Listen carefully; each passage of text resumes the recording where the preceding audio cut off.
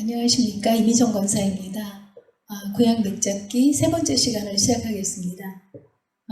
지난번에 처음으로 동영상으로 내비게이션 강의를 녹화를 하고 이제 처음으로 또 제가 편집하는 걸 배워가지고 편집을 해서 동영상을 올리고 그것을 저도 다시 봤는데 굉장히 정말 어설프고 서투른 거 투성이더라고요. 그런데 워낙 시기적으로 성경 공부도 오래도록 못하시는 그런 상황이 돼서 또 이렇게 말씀에 설교 말씀은 물론 여러분들이 다 들으시지만 또 성경 공부에 대한 목마름이 있으셔서 그런지 그래도 이렇게 반갑게 다들 이렇게 반응해 주시고 이렇게 맞아 주셔서 너무 감사했어요. 처음에 이제 제가 어느 정도 시간을 올려야 될지 모르고 이제 더 이상 힘들어서 못하겠다 할 때까지 녹화를 했었거든요. 그리고 하다 보니까 너무 이제 시간이 길게 녹화가 된 것 같아서 두 주 분량으로 나눠서 올려드렸어요. 그래서 다음 시간에 또 다시 뵙겠다든가 하는 인사말도 없이 뚝뚝 끊기고 시작되고 그렇게 이제 2편이 올라갔어요. 그리고 이제 오늘 이제 세 번째 맥잡기 시간으로는 마지막 시간을 시작하도록 하겠습니다. 지난 시간에 구약에서 창조 시대로 시작해서 족장 시대 그리고 출애굽과 광야 시대, 정복 시대, 사사 시대를 지나서 왕이 세워진 다니엘 왕국 시대에서 또 솔로몬 시대를 지나 분열 왕국 시대까지 이렇게 쭉 구약의 시대에 맥잡기를 했어요. 그래서 솔로몬의 아들 르호보암 시대에 북이스라엘과 남유다로 이스라엘이 왕국이 분열이 됐는데 결국 북이스라엘은 아수르라는 제국에 의해서 멸망이 되고 남유다도 한 100여 년 후에 바벨론에 의해서 멸망을 했다라는 것까지 하고 마쳤거든요. 성경에는 세계사에 나오는 여러 제국 중에서 5대 제국의 이야기가 성경과 연관돼서 나온다고 했는데요. 그 중에서 구약에서는 아수르, 바벨론, 바사 제국의 이야기까지 나오고 중간사, 신구약 중간사에서 그리스, 헬라 제국의 이야기가 흐르고 로마 제국이 등장해서 신약의 이야기가 시작할 때는 로마 제국의 이스라엘이 지배당하는 배경으로 시작이 되죠. 구약에 제일 처음 등장하는 제국이 아수르인데 아수르에 의해서 북이스라엘이 멸망을 했다라고 지난 시간에 말씀을 드렸어요. 여로보암으로 시작해서 아홉왕조 19왕으로 이렇게 흐르는 북이스라엘 중에 한 왕도 하나님의 뜻에 합하게 행동하는 왕이 없었고 다 우상숭배를 하고 또 여로보암의 길을 걸으면서 하나님을 의지하지 않고 정권을 유지하려고 그렇게 했던 왕들이기 때문에 결국은 하나님께서 그들을 두고 보고 보시다가 아수르를 도구 삼아 아수르에 의해서 북이스라엘이 망하게 된 것이죠. 그런 제국들이 다른 나라들을 이렇게 점령해서 자기의 몸뚱이를 이제 크게 부풀리면 그 점령한 나라들을 통해서 뭔가 이익을 얻어서 자신들의 나라의 보탬이 되도록 하는데 그 제국들에는 각기 이렇게 통치 방식들이 있었어요. 근데 아수르라는 제국은 혼혈 정책을 썼거든요. 아수르라는 나라는 혼혈 정책을 썼기 때문에 자신들이 점령한 나라의 그런 백성들을 또 그 점령지에다가 이주시키고 또 이쪽 점령지의 사람들을 다른 점령지에 이주시키고 또 자기 나라에도 이주시키고 하면서 그 서로 혼혈을 시키는 거예요. 그러면 이렇게 내 나라를 되찾아야겠다 하는 그런 어떤 그 독립정신 같은 것도 약해지고 하기 때문에 이렇게 지배하기가 쉬웠던 거죠. 그래서 아수르뿐이 아니고 뭐 근대에 와서도 스페인이라든가 여러 제국을 이룬 나라들이 그런 혼혈 정책을 많이 썼다고 하는데, 당시에 그 아수르의 혼혈 정책 때문에 그 북이스라엘도 아수르에 의해서 망해가지고 이 북이스라엘의 이쪽에 다른 자기네들이 점령한 지역의 사람들을 여기다가 정착시키고, 또 북이스라엘의 백성들은 자기 나라, 지금 여기 이렇게 뭐 고산이라든가 니누에 이쪽 이렇게 초록색으로 된 게 이스라엘 백성들의 정착지라고 되어 있거든요. 여기서 또 데리고 가서 이렇게 정착시켜서 서로 혼혈시키는 그런 정책을 아수르가 썼어요. 그래서 우리가 신약시대 때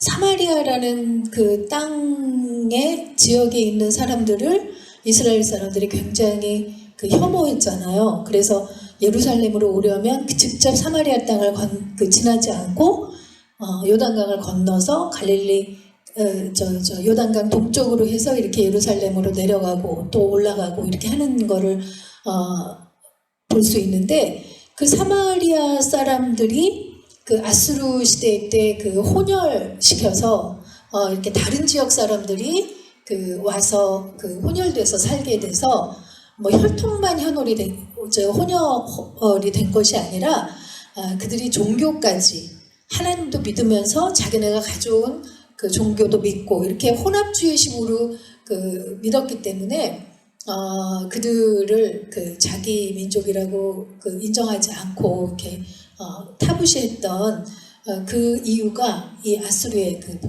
포로 정책 때문이었죠. 그래서 아수르에 의해서 북이스라엘이 멸망하고 난 지 100년 정도가 지나서 바벨론에 의해서 남유다까지 멸망하게 돼요. 이 바벨론도 이렇게 바벨론이 여기 아수르 밑에 자리했던 신흥 제국인데, 바벨론이 점점 힘을 더해서 아수르를 점령하고, 아수르가 점령했던 여러 나라들을 바벨론이 점령하게 되죠. 그래서 지금 이렇게 초록색으로 되어 있는 이렇게 넓은 지역을 다스리는 큰 제국이 됐는데, 바벨론은 그 넓은 지역을 다스리는 통치 방식으로 포로 정책을 썼어요. 그래서 이렇게 각 나라들, 점령한 나라들에서 젊고 유능한 인재들로부터 시작해가지고 많은 사람들을 자기 나라로 포로로 끌고 가는 거예요. 그래서 자기네 넓은 영토에다가 살게 하면서 거기에서 농사도 짓고 뭐 산업도 일으키고 하면서 자기 나라를 부강하게 하게끔, 그래서 포로 정책을 썼던 나라거든요. 그래서 바벨론이 남유다를 멸망시킬 때도 3번의 침입에 걸쳐서 3차 침입 때 완전히 예루살렘을 무너뜨리고 이제 남유다를 멸망시키게 되는데, 처음 침입했을 때 1차로 예루살렘을 침입해서 1차 포로로 바벨론으로 끌고 간 사람이 유명한 다니엘을 비롯한 여러 젊은 청년들, 인재들을 끌고 갔었죠. 그리고 나서 2번째 침입했을 때 2차 포로로 당시의 왕이었던 여호야긴 왕과 또 에스겔 선지자를 비롯해서 또 많은 사람들을 포로로 끌고 갔고요.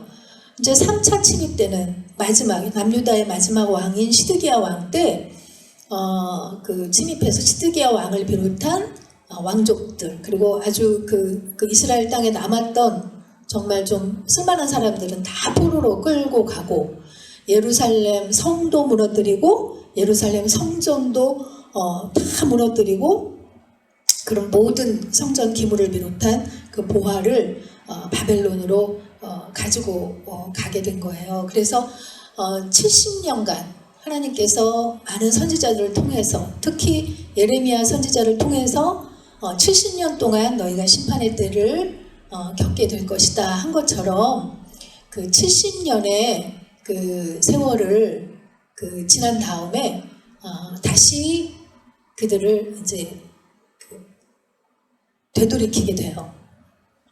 되돌이키게 된 그 이유는 이 바벨론이라는 나라가 또 그렇게 오랜 기간을 그 다스리지 못하고 한 90여 년간 역사상에 존재하게 되거든요. 그리고 그 뒤를 이어서 페르시아 제국, 우리가 세계사에서는 페르시아 제국이라고 알고 있는데 성경에서는 바사 제국이라고 나오죠. 그 바사 제국에 의해서 바벨론이 또 점령당하고 무너지게 되는데, 이 바사 제국은 고레스 왕에 의해서 세워지는데, 바사 제국을 세운 고레스 왕은 그 바사 제국의 통치 방식을 관용 정책을 쓰게 돼요. 그러니까 아수르의 혼혈 정책이나 바벨론의 포로 정책과는 달리 바사 제국이 이렇게 아까 바벨론이 이 정도를 차지했다고 그랬는데, 바사 제국은 훨씬 더 많은 여기 그 터키 지역을 넘어서 그리고 애국까지 이렇게 훨씬 더 넓은 그 영토를 점령하게 되거든요. 그런데 이렇게 많은 영토를 점령해서 그 나라들의 사람들을 뭐 끌고 오거나 이런 방식으로 다스린 게 아니고, 혼혈시키거나 이렇게 한 게 아니고, 각 나라에 너네 나라가 그동안 해오던 대로 너희의 종교, 너희의 문화 다 지키면서 잘 살아. 대신에 잘 살고 잘 운영해서 우리에게 조공을 많이 바쳐. 이런 식으로. 그래서 점령한 나라들의 문화라든가 종교를 유지할 수 있도록 관용 정책을 폈어요.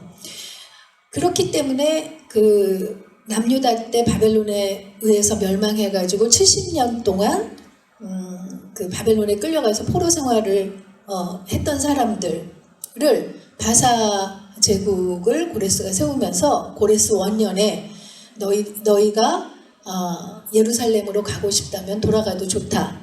너네 백성들은 그 성전 중심으로 살고자 하는 그 소원이 있다는 걸 아니까 바벨론 제국 때 성전을 무너뜨리고 가져왔던 성전 기물, 보화 이런 것들 내가 내줄 테니까 가지고 가서 성전을 다시 세우고 잘 살고, 거기서 포도밭도 일구고 다시 폐허가 된 너희의 조국을 일으킨 다음에 우리에게 조공을 바치기로 해라 라는 그런 이제 정책을 썼던 거죠. 그래서 이 바사 제국 때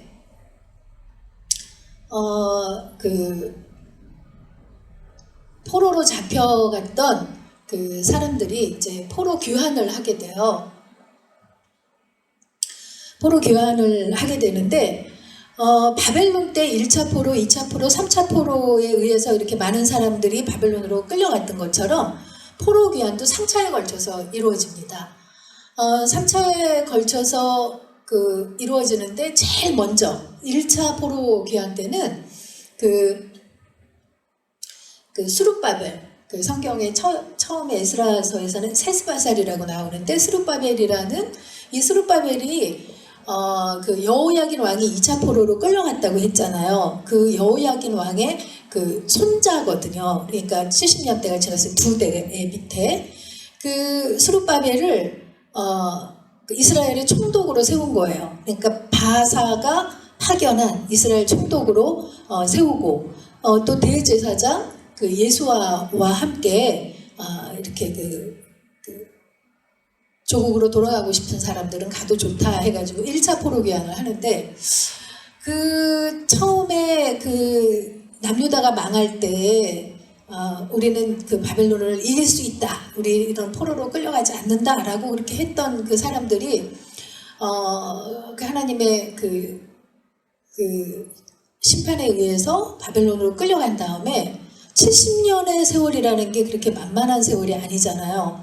거기 가서 포도원도 짓고 농사도 짓고 터를 잡고 살아라 라고 말씀하신 대로 거기에서 어느 정도의 기반을 다 닦고 또 대가 바뀌어서 거기에서 또 새로 태어난 그 2세대들이 또 살게 되고 하니까 너희가 고향으로 돌아가도 좋다 할 때 정말 그 성전을 사모하고 그 바벨론 땅에서는 예배에 한번 제대로 못 드렸으니까요. 그랬던 그 사람들은 고국으로 돌아가겠다 하고 나섰지만 훨씬 더 많은 사람들이 그 폐허가 된 고국 땅으로 돌아가는 것을 주저했어요. 그래서 1차 포로 때 한 47,000명 가량, 그러니까 거기에 그 남은 사람보다 훨씬 소수의 사람들이 그 1차 포로 귀환을 하게 된 거죠. 그래서 1차 포로 귀환을 해서 스룹바벨과 예수아를 중심으로 해서 그 성전을 제일 먼저 와가지고 한 것이 예루살렘의 성전을 건축하게 되는데 그게 뭐 이렇게 만만한 그 작업이 아니었죠. 왜냐하면 솔로몬이 성전을 지을 때는 다윗 왕이 그 많은 나라를 점령하고 전리품을 얻은 것을 다 성전 건축을 위해서 예비하고 또 두로 왕 히람에게 백향목을 사다가 그것도 다 또 이렇게 예축해놓고 하면서 그 성전 건축 준비를 위한 많은 것들이 준비된 상태에서 솔로몬이 다윗에게 허락하신 설계도대로 성전을 지은 거잖아요. 그런데 포로 시절을 겪고 온 사람이 아무리 뭐 고레스가 그런 금은보화를 이렇게 줬다 할지라도 그 성전을 다시 재건하기에는 굉장히 역부족이었죠. 그래서 그 솔로몬의 성전보다는 훨씬 이렇게 소박한 그런 그 성전, 그 수룹바벨에 의해서 주도하에 지어졌다 그래서 수룹바벨 성전이라고 하는데, 그래도 그 성전을 이렇게 그 방해 세력들 때문에 멈춰졌다가 다시 학계 스가랴 선지자의 그 하나님께서 보내신 그 말씀에 도전을 받고 또 성전 건축을 이어서 성전 건축을 완성을 하게 됩니다. 1차 포로 귀환을 한 사람들 중심으로요.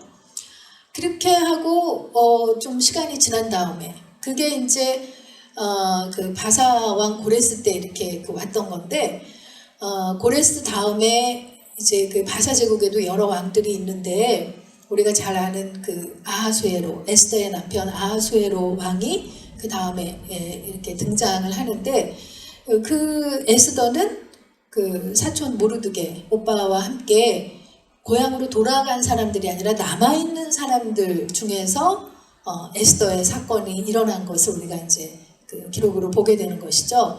그래서 그 아하수에로 당시에 에스더가 그 왕비가 돼서 유다 족속이 멸절될 뻔한 거를 뒤집는 역사를 이제 일으켰던 것이고, 그 아하수에로 왕의 아들이 아닥사스다 왕인데, 그 페르시아 제국의 아닥사스다 왕 때 에스라라는 대학자를, 이 아닥사스다 왕도 그 에스더의 친아들은 아니지만 그 지혜로웠던 그 에스더 어머니의 그 영향을 받아서 유대 민족들에게 호감을 가지고 있었던 것 같아요. 그래서 에스라가 우리 조국으로 돌아가고 싶다.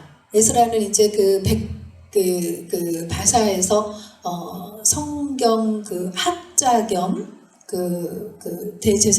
제사장 가문의 사람으로서 그 율법을 연구하고 했던 사람인데, 그 조국으로 돌아가고 싶다 하니까 또 이렇게 많은 지원을 해서 이제 2차 포로 귀환으로 또 그 많은 사람들, 레위인들이나, 왜냐하면 성전은 지어졌는데 레위인들이 많이 돌아오지 않아서 뭐 제사장 중심으로 이렇게 그 성전을 사모하는 사람들 많이 돌아왔지만, 성전에서 제사를 드리고 하려면은 그 레위인들이 많이 필요하잖아요. 근데 레위인들도 부족하고 하니까 다 그런 사람들을 또 모집하고 또 하고, 또 이제 사람들, 고향으로 돌아가고 싶은 사람들을 모아서 이제 2차 포로 귀환을 하게 되죠. 그래서 1차 포로 귀환 때 그 성전을 지어서 말하자면 하드웨어를 이렇게 완성했지만 어떻게 우리가 다시 일어나고 살아야 할지 어떤 중심이 되는 소프트웨어가 빠졌다고 생각을 한 거죠. 그래서 에스라가 이때 내가 돌아가서 이스라엘 민족을 다시 말씀으로 하나님 중심으로 살 수 있도록 해야겠다 하고 에스라가 이제 돌아온 거예요. 그래서 2차 포로 귀환을 통해서 이제 에스라가 돌아오게 되는데, 사실 이스라엘 백성들이 멸망하고 남유다가 멸망하고 바벨론으로 갔을 때는 처음에는 우리가 믿었던 하나님이 여기 바벨론이 섬기는 신보다 약한가 보다. 그래서 고대에는 신들의 싸움이 전쟁이라고 생각했으니까요. 그래서 우리가 전쟁에 져가지고 이렇게 포로로 끌려왔구나라고 생각을 했어요. 사실은 하나님께서 이미 모세를 통해서 율법을 주실 때 너희가 이 율법을 잘 따르면 생명과 복이 있지만 그렇지 않고 이거를 떠나고 우상숭배를 하고 그러면 저주와 화가 있을 것이다 하면서 이렇게 먼 나라에 포로로 끌려가고 하는 그런 저주의 말씀이 이미 신명기에 있었잖아요. 그 말씀대로 하나님이 심판하신 건데 그렇게 생각 못하고 우리 하나님이 바벨론의 신보다 약한가 봐 이렇게 생각을 했는데, 바벨론의 1차 포로로 끌려갔던 다니엘이라는 소년이 느부갓네살, 바벨론의 왕 느부갓네살 왕의 총애를 받으면서 이제 총리 대신까지 올라가잖아요. 그래서 다니엘을 통해서 하나님이 주시는 환상들을 이제 많이 보여주셔서 앞으로 세계사가 어떻게 흘러갈 것인지에 대한 예언을 많이 하게 되는데, 다니엘이 말한 대로 세계사가 흘러간 거예요. 느부갓네살 왕의 꿈을 통해서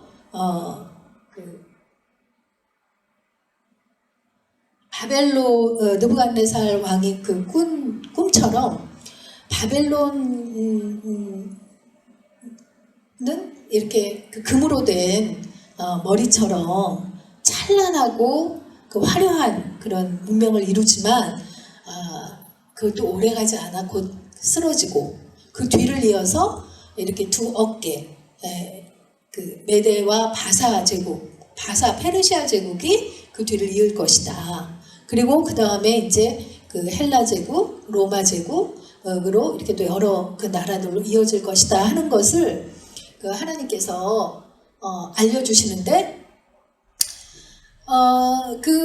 포로로 끌려갔던 사람들은 바벨론의 화려하고 대단한 힘을 가진 나라가 굉장히 오래도록 갈 줄 알았는데, 다니엘이 예언한 대로 메데 바사 제국, 페르시아 제국에게 멸망하게 된 거예요. 그리고 자기들을 이제 돌려보내게 된 거예요.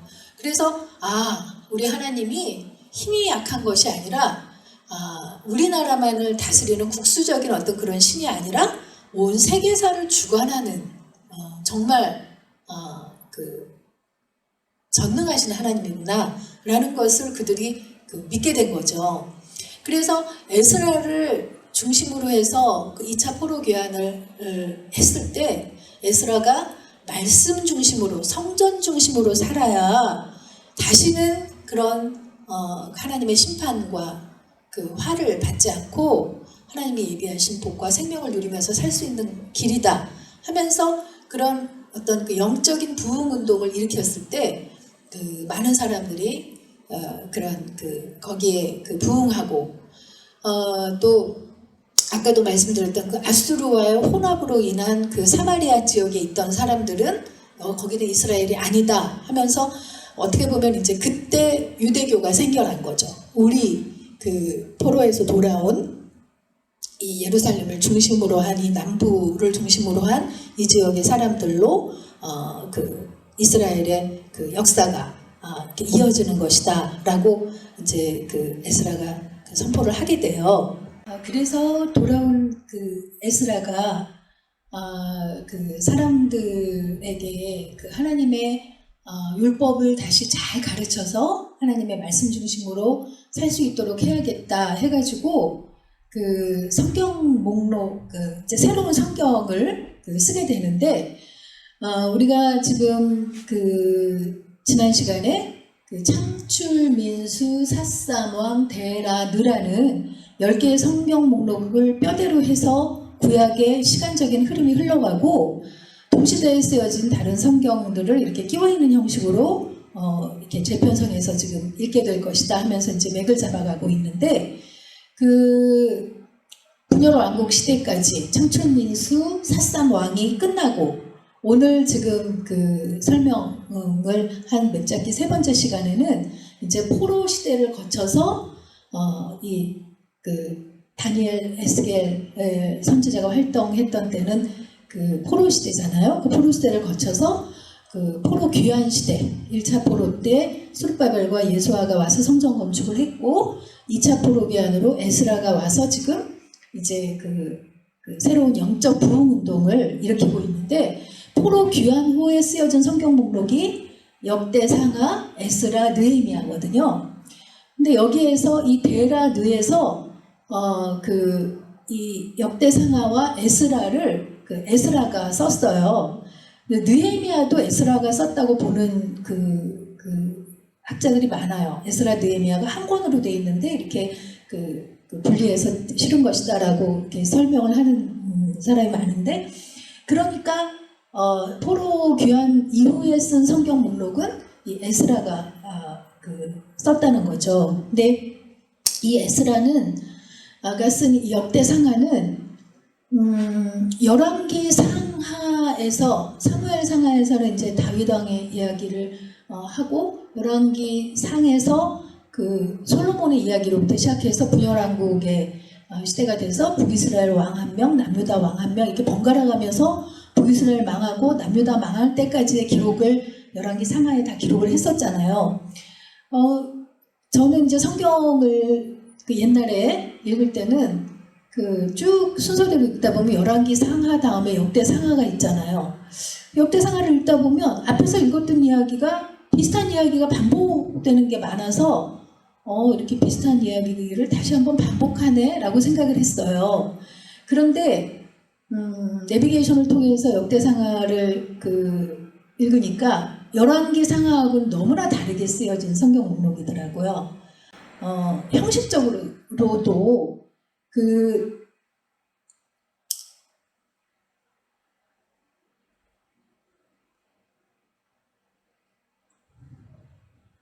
열왕기 상하는 북이스라엘 왕 한 명, 남유다 왕 한 명 이렇게 번갈아 가면서 이야기를 기록했다고 했는데, 에스라가 쓴 역대상하에서는 북이스라엘의 왕 이야기들은 싹 뺐어요. 빼고 남유다의 왕들의 이야기로만 쭉 기록을 했어요. 열왕기 상하는 솔로몬으로부터 시작했다고 아까 얘기를 했는데, 역대상하는 하나님께서 아담을 지으신 것부터 기록을 해요. 그러니까 우리 이스라엘의 역사의 시작은 하나님이 아담을 창조하신 그때로부터 시작해서 아브라함을 택하셔서 그 후손으로 만든 나라가 이스라엘이다 하는 계보를, 역대상의 을 보면 1장부터 9장까지가 계보, 족보를 쭉 기록한 것으로 되어 있거든요. 근데 시작이 하나님이 아담을 창조하신 것으로부터 시작을 해요. 그러니까 열왕기상보다는 앞부분, 시작하는 부분이 훨씬 긴 거죠. 그리고 끝부분도 그래서 쭉 내려와서 하나님이 아브라함을 택하시고 또 후손에서 다윗 왕이 나오고, 다윗 왕의 후손으로 남유다의 왕들이 쭉 이어지다가 바벨론으로 끌려갔다가 이렇게 바사 제국의 고레스 원년에 예루살렘으로 돌아왔다 하는, 열왕기하는 바벨론에게 끌려가고 시드기야 왕 때 망한 것으로 끝나지만, 역대상하는 거기에서 더 지나서 70년 후에 바사 제국 고레스 원년에 포로 귀환을, 1차 포로 귀환을 한 것까지 더 이제 더 기록한 기간이 긴 거죠. 그래서 형식적으로도 그렇게 열왕기 상하보다 그 다른데 내용적인 면에서 봐도요. 열왕기 상하는 그 성서학자들이 선지자적인 관점에서 쓰여진 성경 목록이다 이렇게 얘기를 해요. 하나님께서 그 선지자를 보내서 하나님의 뜻을 알려주신 대로 그 역사들이 흘러가는 것을 기록한 것이라고 하는데 이 에스라는 제사장이잖아요. 그래서 제사장적인 관점에서 기록한 거라는 거예요. 우리가 역사라고 하면 굉장히 객관적인 사실을 기록한 것이다. 또 객관적이어야 하는 거죠, 역사가. 그런데 다른 한편에서 보면 역사는 굉장히 주관적이라고 그 얘기를 해요.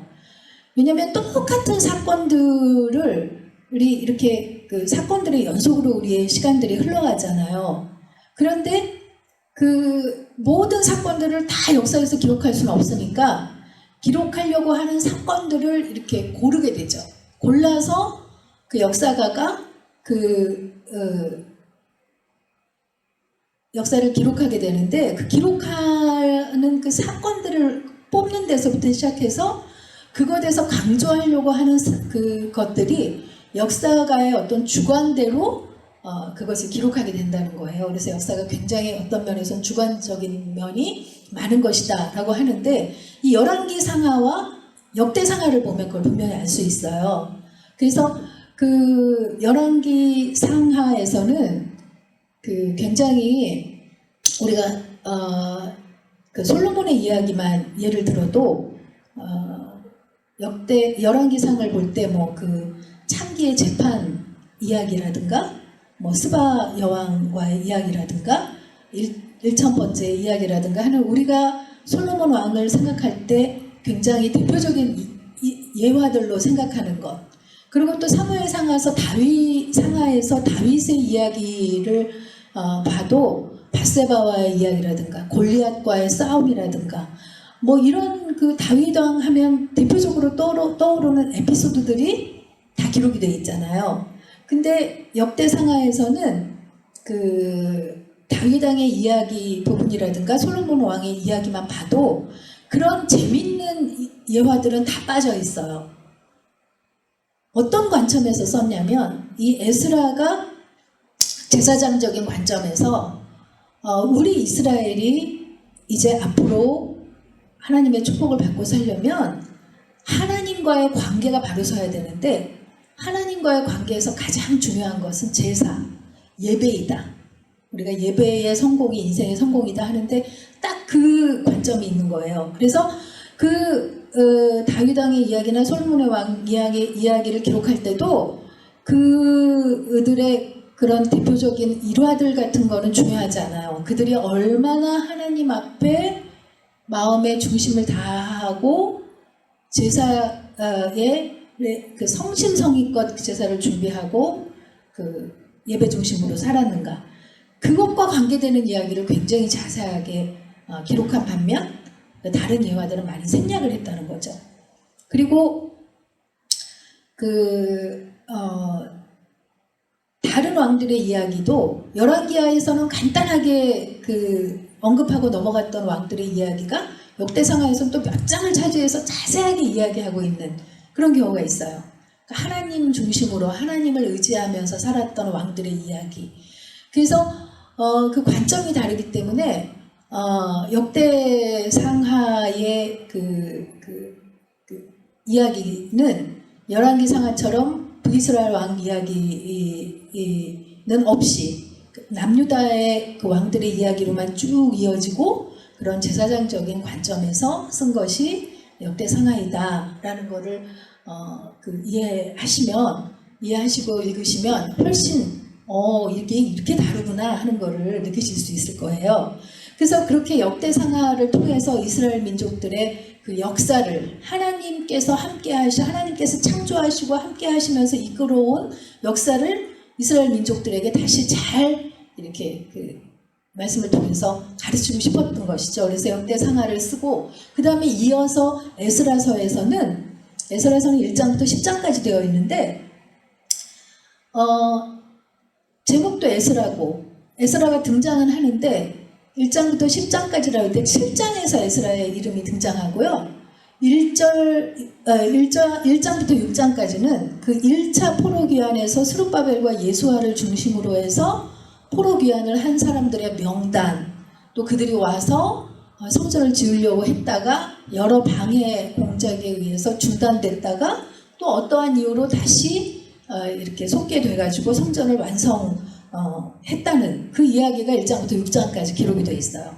그리고 나서 자기가 2차 포로귀환으로 이러이러한 또 사람들을 데리고 왔다 하는 것이 그 이제 7장부터 기록이 되어 있고, 그렇게 이제 와봤더니 1차 포로귀환하고 성전을 건축했다고 한 그 4만 7천여 명가량 먼저 왔던 사람들이 고구에서 어떤 모양으로 살고 있냐면 그 기존의 그 가나안 족속들과 그렇게 또 사마리아 쪽에 그런 사람들하고 그 혼인해서 그 이방 여인을 들여오고 자식까지 낳고 이렇게 살고 있는 하나님께서 하지 말라는 것들을 그냥 버젓이하면서 이렇게 살고 있는, 그것이 일반 백성들뿐만이 아니라 이스라엘의 지도자급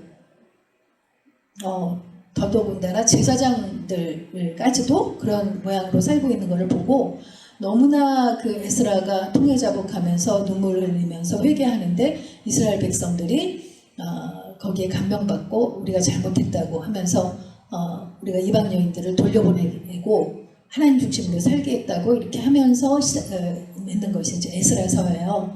그래서 그 에스라서로 이어지고, 그 다음에 이제 그 에스라가 이렇게 그 아닥사스다 왕 때에 그 2차 포로귀환으로 그 왔다고 했는데, 그 같은 아닥사스다 왕 때 술관원으로 있던 느헤미야가 고국의 소식을 이제 한참 조금 시간이 흐른 다음에 듣게 된 거죠.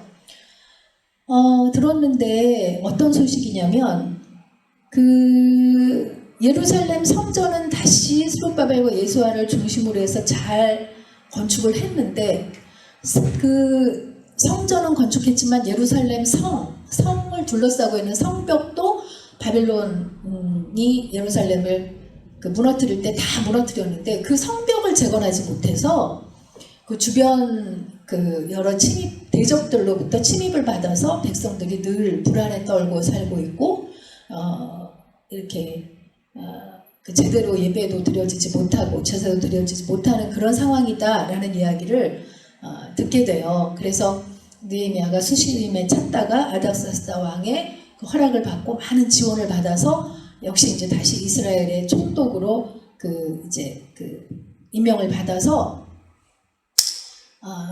바사제국에서 임명을 받아서 3차 포로 교환으로 이 그 느헤미야가 돌아오게 되는 거죠. 그래서 성벽을 그 잘 지어요. 잘 짓고 성벽을 그 대적들의 방해와 방해 공작과 끊임없는 그런 어떤 그 암살 음모까지 이겨내면서 느헤미야가 지도자다운 그런 그 면모를 보이면서 성벽을 잘 그 재건을 하고, 거기에서 멈춘 게 아니라 그 에스라와 함께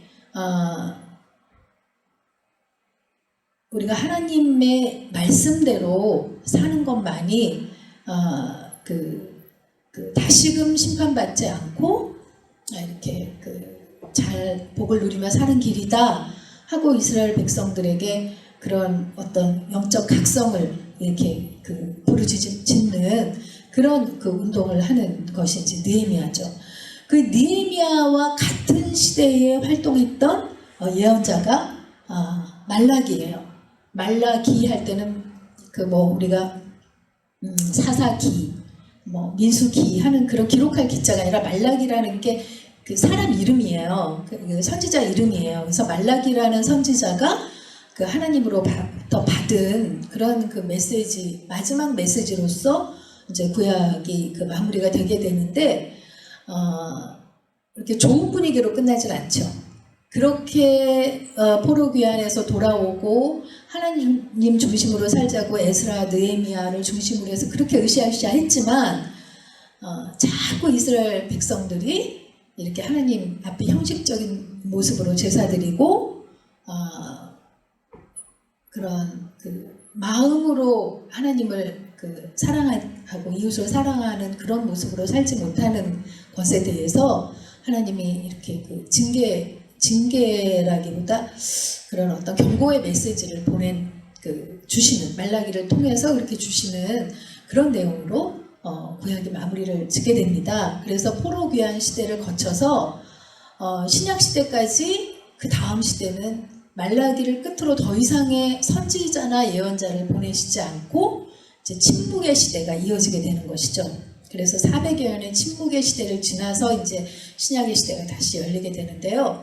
그래서 구약을 제가 이제 그 오늘 세 번째 시간인데 첫 번째 시간부터 창출민수 사사마 데라르에서 창조시대, 족장시대, 그리고 이어지는 출애굽과 광야시대, 또 정복시대, 그리고 사사시대, 단일왕국시대, 분열왕국시대, 거기에서 이제 포로시대를 거쳐서 포로 귀환시대까지 그 설명을 해드렸고, 이제 그 이후에 침묵시대를 거쳐서 이제 신약으로 넘어간다고 이렇게 쭉 설명을 해드렸어요. 뭐 부족하지만 이렇게 그 구약의 그 맥이 흐름이 이렇게 잡히게 되는 거구나라는 거를 여러분들이 이해하시고 이제 그 다음 시간부터 창세기부터 이제 한 장 한 장 설명을 해드리고 또 그 자리에서 조금 빠른 속도로 성경을 읽고 하면서 그 내비게이션 성경 공부를 이어가도록 하겠습니다. 감사합니다.